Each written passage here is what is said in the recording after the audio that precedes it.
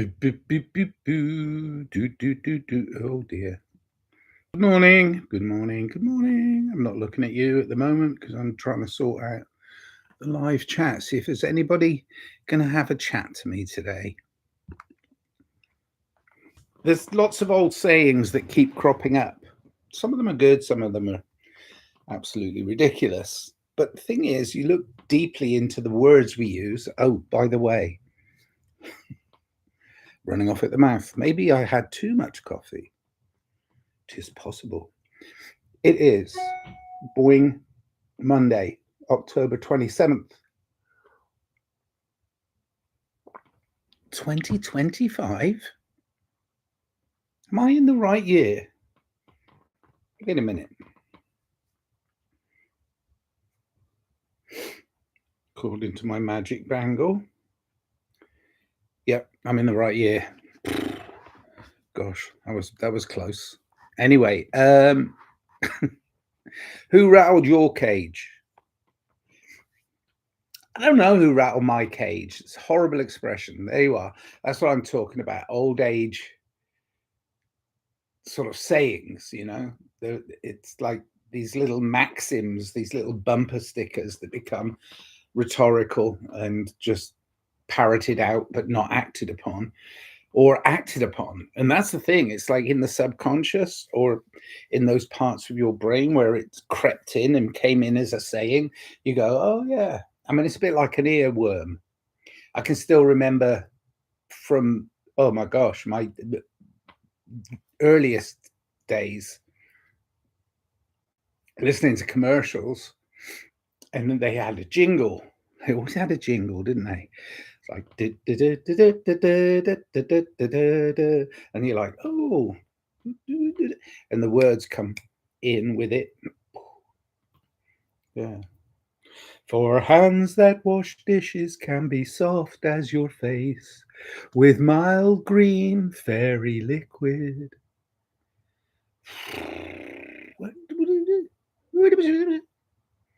But it's in. I don't know. I mean, there's a certain amount of responsibility that we all have, that if we have the ability to connect with others, to try and be aware of our language. And, it becomes really hard because you need to be relaxed in order to have the flow of normal common language. And you slip into these rhetorical sayings, these little maxims, like the title of this, Who Rattled Your Cage? It was a way of shutting somebody up in a conversation. Like somebody's chatting. This happened to me so many different ways and different times, but I can remember at a pub that I started, talking about how bad this current prime minister was and how blah, blah, blah, blah. And someone who obviously voted for that prime minister or whatever situation turned around and said, who rattled your cage? And I said, oh, that's the thing. I'm not in a fucking cage. And I bit. It made me bite. And I was like, oh, okay, you got me, And I was like, yeah, I know. Because I don't believe that voting for anybody is going to get us out of any sort of tyranny that we see in the world. I don't believe that. So it was, silly. But the point being for me is these little things that come into your mind. It's pop propaganda, as my friend DannyCats.com. Go there, buy her books, do her courses, read her stuff. She's sharp. She's on it. She sees this world being manipulated by language or spells, whichever way you want to put it. Spelling. Yeah. It's hard to ignore. I mean, it's all around you. Billboards, even in your own home, you're like, oh, that's a cute picture. Oh, what does that mean? It's how you take it on for meaning. So but words can hurt people. Words can hurt people. You know, that whole little kid rhyme we all learned when we were kids, you know, sticks and stones may break my bones, but words will never hurt me. Bullshit. Words can hurt people. And absolutely, the compounded repetition of the same old phrases. Vote for me. That's a good one, isn't it? It's like we keep doing it, and yet we know they're lying.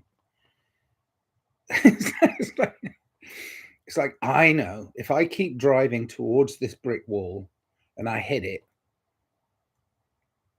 it's going to do damage, but I'll be okay. I'm going to do it again tomorrow, and I'm going to do it again the next day. Eventually, the car's going to fall apart.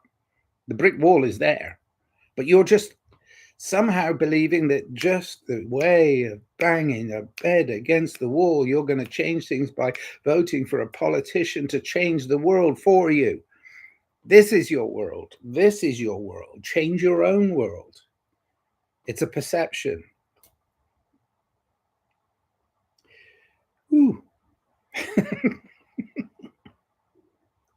Or accept your own world. Accept the fact that there are good and bad things in life, and then try and balance the good and bad.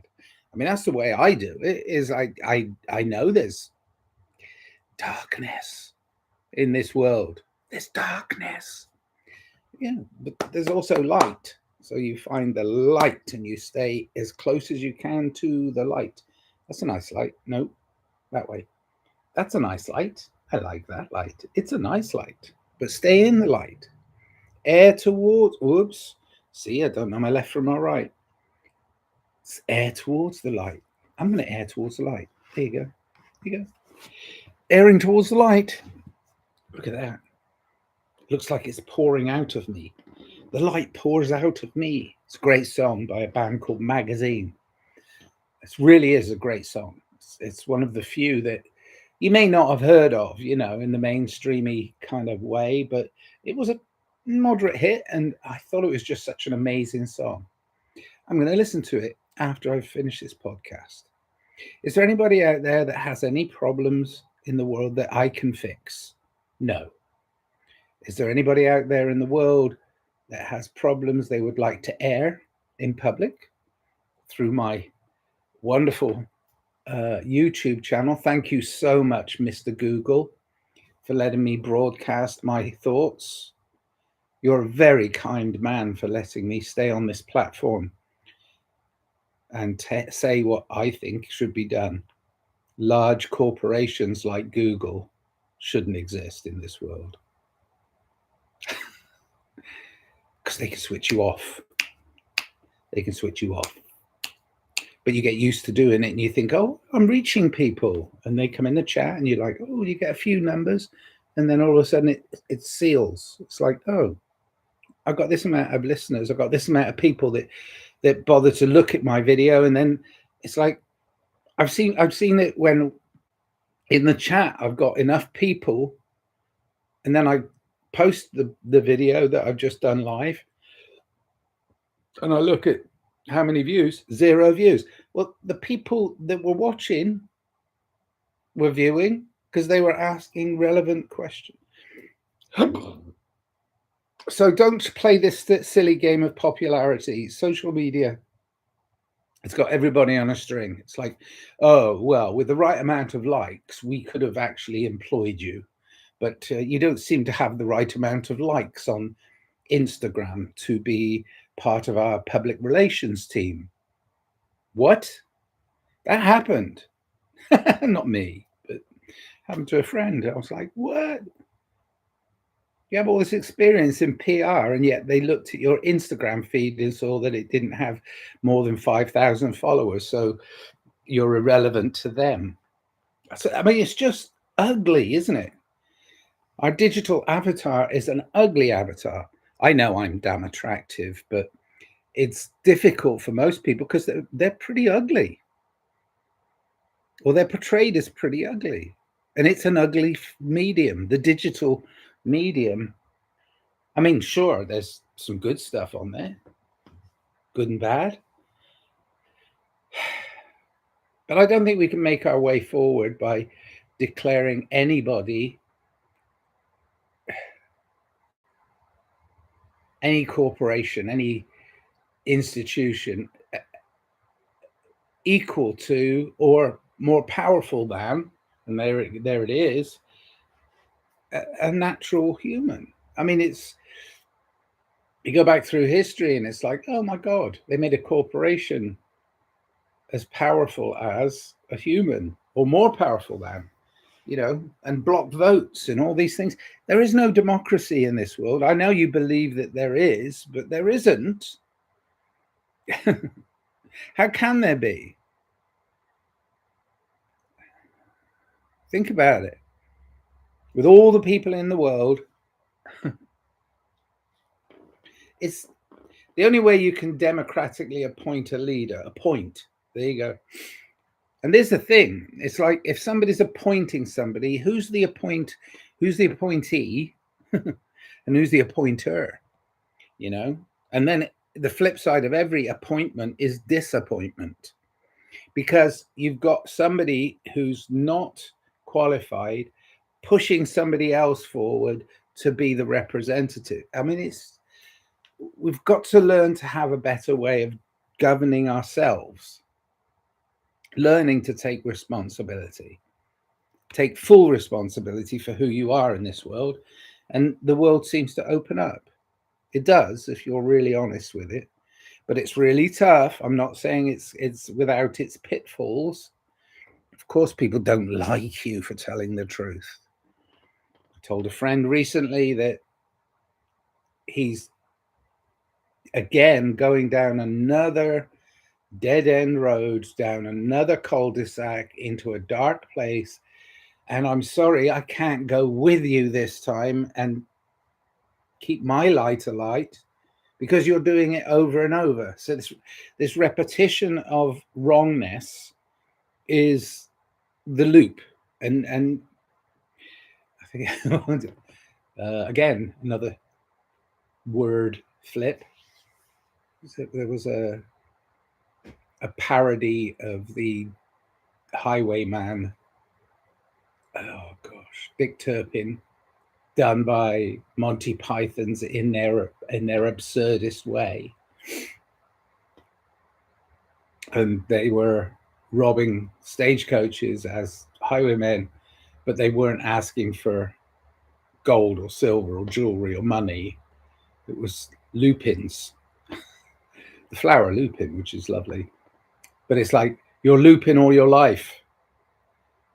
I mean, I should probably just try and clip that tiny piece out of the dialogue and use it in a song about how repetition is why we get into trouble. We do the same thing over and over wrong, and we still expect a different result.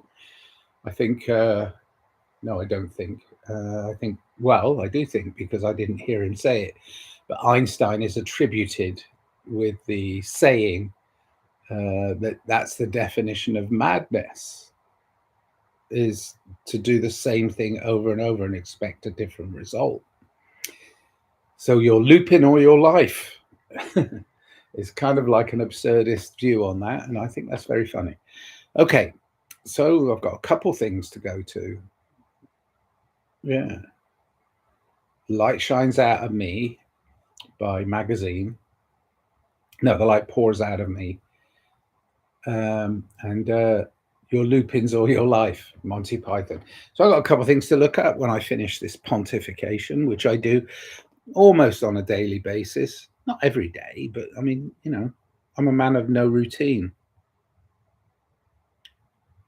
It's one of the dodgy tricks. It's like if you do something the same over and over and over again,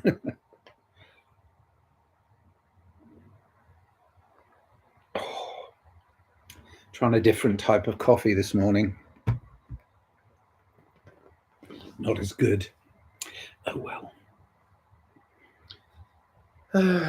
So this week, working on music, working on art, playing a show at the beginning of November. So I'm trying to get stuff, trying to get my act together for that. I'm going to see a show on Tuesday night, tomorrow night. I go to a place called Sun Space, which in Sunland, and it's Unusual Tuesdays. I thoroughly recommend attending. It's a very nice night, and we have it's interesting. There's an absurdist humor to it, and it's interesting because there's also no judgment. The audience is full of people that are creating things for the sake of creation, and that I love. You see. All right. So, setting my intentions today. Yeah. If I don't reach my goal, am I going to beat myself up tomorrow? Nope. But set your intentions, try and do some good. I'm going to read a little tiny piece of wisdom from a good man, Terence McKenna. Thanks, Terence, for keep coming back and visiting me. Anyway, making someone else's existence just a little easier. Nothing else matters. I know this now. That's a quote, direct quote from a great man, Terence McKenna. He experimented a lot with a lot of things.